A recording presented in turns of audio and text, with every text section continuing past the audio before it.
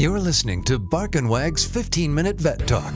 Each week, your host, Polly Requa, interviews veterinarians and individuals in the pet industry from across the nation answering pet questions. Bark and Wag podcast is produced weekly for your enjoyment, and show notes can be found at barkandwag.com under the podcast tab. That's BARKNWAG.com. Please remember to subscribe to Bark and Wag 15-Minute Vet Talk. Thank you for listening to Bark and Wag 15-Minute Vet Talk. Bark and Wag is dedicated to protecting our dogs through advocacy, education, and supporting like-minded dog lovers by selling custom pet products. Bark and Wag is excited to announce our new partnership with a Colorado hemp farm to produce a line of CBD products for your pets. Bark and Wag has CBD pet tincture available in 300, 750, 1200, and 2400 milligrams. Bark and Wag CBD is pet safe, no THC, it's made in the USA, and is CO2 extracted. Please check out Bark and Wag's website, barkandwag.com. That is BARK, to see our line of CBD and awesome merchandise.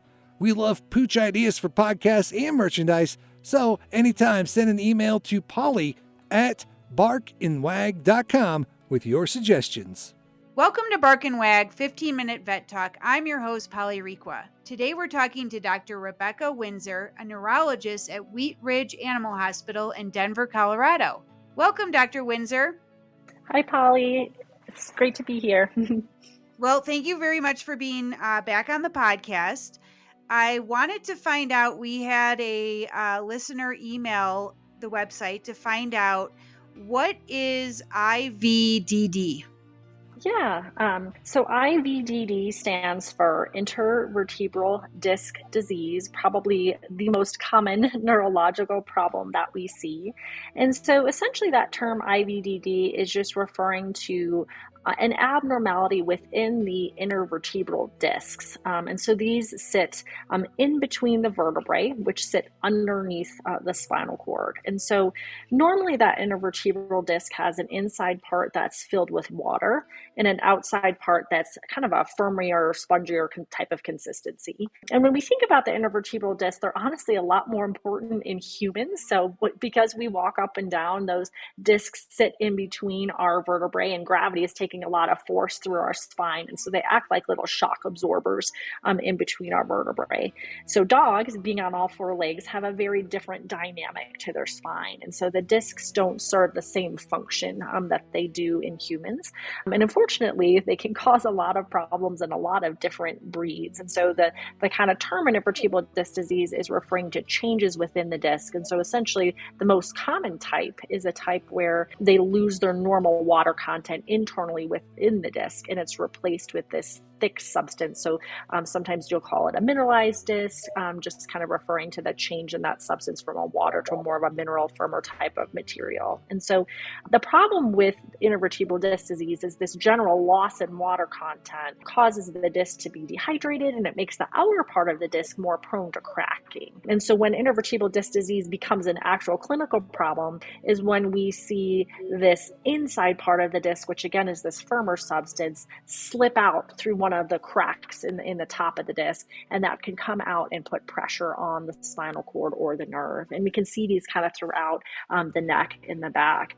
And so one of the things that my group is looking at most specifically is a certain type of intervertebral disc herniation or slipped disc. And so we can see certain breeds of dogs where the disc comes out very suddenly, and it's so forceful that it tears a blood vessel that lives underneath the spinal cord. So in addition to getting this pressure from the intervertebral disc, bleeding that starts to occur, and this bleeding can build up and spread up and down the spinal cord. So it's really, really devastating, both in how quickly it happens and the damage that it causes to the spinal cord. And so one thing that we found with the studies that we've done is that the amount of blood that's there, it tends to go over a long area, and it doesn't necessarily put that much pressure on the spinal cord, but the blood is extremely irritating to the spinal cord. So it causes a lot of inflammation internally, and that causes dogs with bleeding to decline very, very quickly. And so what type of breeds get this? Yeah.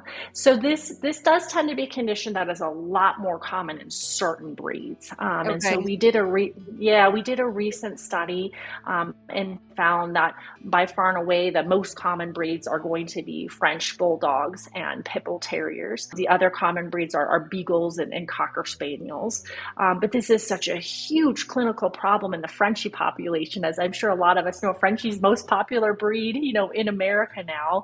And so we see a lot of Frenchies. Frenchies get a lot of slip disc, and we found that 2/3 of the Frenchie population is going to bleed associated with their slip disc. And so, again, this isn't usually a situation where they've got a little pressure on their back and they need some rest and some medications. This is a situation where these discs slip, they bleed, and they become rapidly paralyzed, oftentimes within a period of a day or two. So it's heartbreaking. Oh, wow. And so is there a surgery or do you usually have to put the dog down? What? Yeah, so there is a surgery. And so oftentimes what happens is the kind of typical scenario, and this is what we're trying to adjust a little bit, is that a dog will come in and have a sudden onset of back pain or weakness. And in some cases, those dogs are referred, for a more urgent MRI and surgery. And that's going to put them in the best shape, right? So the less that they've declined, the better they are going on to things neurologically, the better off they're going to be as far as being able to recover, from a surgery. Medical management does not tend to work for dogs that have a lot of bleeding. Again, they get such bad inflammation inside the spinal cord, it's hard for them to kind of recover. And so the problem that we have, though, is that there's kind of a general concept out there that if a dog has back pain only or is walking still, even if they're weak, then those dogs don't need to be referred for MRI and surgery, that you can just try to rest them and medically manage them. And so a typical scenario will be you'll have, a 3-year-old French bulldog will come into an emergency clinic because they suddenly seem painful and shaking, and they'll get sent home and told, to rest for a couple weeks and be put on pain meds. And then the owners will go to sleep and wake up the next day and they're paralyzed. That's how quickly, they decline.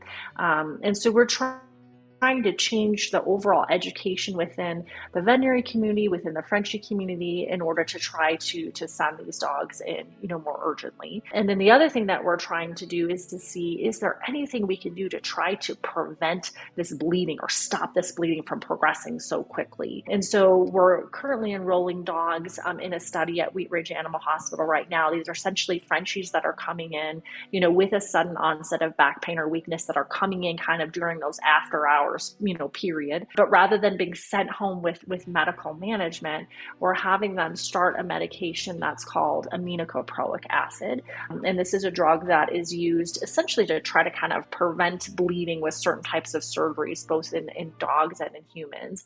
And so what we're looking to see is if a dog comes in those earlier stages and we start this medication right away, can we slow down that bleeding and kind of delay that progression of their symptoms so they're in better shape kind of going into an MRI and surgery and having a better prognosis.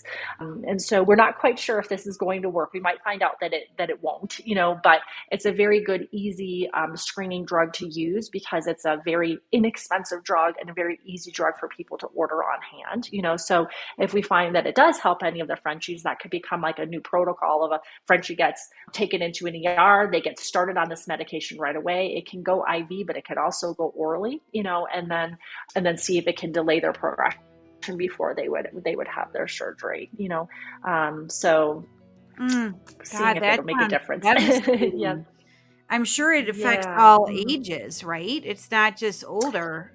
Well, what's really interesting, Polly, is in French Bulldogs specifically, there really does seem to be a predisposition for younger Frenchies, both for intervertebral discs with hemorrhage and without. So the majority of Frenchies that have disc herniations are going to have them by the time they're about 5 or 6 years of age. And so that's one of the other reasons why it's so heartbreaking. It does tend to be 2-3-year-old Frenchies, I would say, are going to be, the most common. And so one thing that we're also looking at as part of our study is to see whether or not there's any sort of genetic predisposition to have bleeding. So is there a reason why 2/3 of Frenchies bleed and 1/3 of them, do not? And what we found from Frenchies that tend to be repeat offenders, where they have more than one disc in their lifetime, they tend to have that pattern that if they're going to bleed, they're going to bleed every time. And if they don't, they tend to not bleed every time. And so we don't know why that is. To some degree, it's the location of where the disc happens, but we think that there could be something genetic, within Frenchies, where a certain percentage of them might have a genetic mutation that makes them not clot normally or have some issue there. And so one of the things we're looking at, in addition to doing the aminoglyceric acid part of the study, is we're screening all Frenchies that have had disc herniations, whether they've had bleeding or not, and then comparing them with a control group of Frenchies that has just never had a disc herniation. So older Frenchies that get to be, older than 7, that have gone through their lives without a disc, are less likely to have one. And we're doing genome-wide association mapping, essentially mapping out the entire genome of all the Frenchies to see is anything flagging as a potential area where there's a genetic issue with the Frenchies that bleed. And if we could identify that could be used as an early screening tool, as well. So. Wow. So how do people that do have Frenchies get a hold of you to be part of the study? Yeah, so essentially any time that you have a French Bulldog that has kind of a sudden onset of, and this is purely in the back, so we're not dealing with ones that have neck pain as much. Those ones don't tend to bleed. It really does tend to be the ones in the back. So back pain or weakness, even if they're still walking, essentially the best thing to do is to just come to Wheat Ridge Animal Hospital or talk to your ER doctor about the study. We're trying to get the word out there all over, the Colorado community here, because then you'd be able to be enrolled into the study. And so if it is a situation where there's a dog that has had a slipped disc with bleeding that's able to qualify, they have about a 25% discount off of the bill as well. So it just kind of helps from a financial perspective there as well.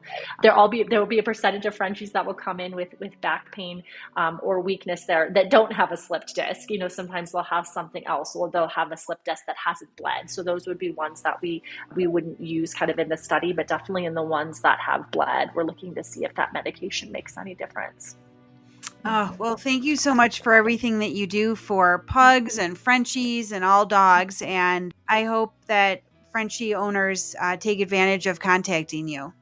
Yes, thank you so much. And I can give my email too as well, Polly, in case people just had general questions. The other thing that we're looking for is donations for the DNA testing. And so if you've had a Frenchie that has had a slipped disc, with or without bleeding, or an older Frenchie, we can also always use the blood samples to use for the genetic testing. So we're looking to have 33 samples from each group. So it takes a little while to accumulate those. And so my email address is rwindsor@wrah.com. And so you can just contact me about samples and stuff as well. Well, thank you so much. And we look forward to having you back on the podcast. Great. Thanks so much, Polly. Thank you for listening to Bark and Wag's 15-Minute Vet Talk. If you like what you just heard, we hope you'll pass along our web address, www.barkandwag.com, to your friends and other pet owners. Have a pressing question for a veterinarian? Ask your question at barkandwag.com under the podcast tab. This has been a KFR production. Join us next time for another edition of Bark and Wag's 15-Minute Vet Talk.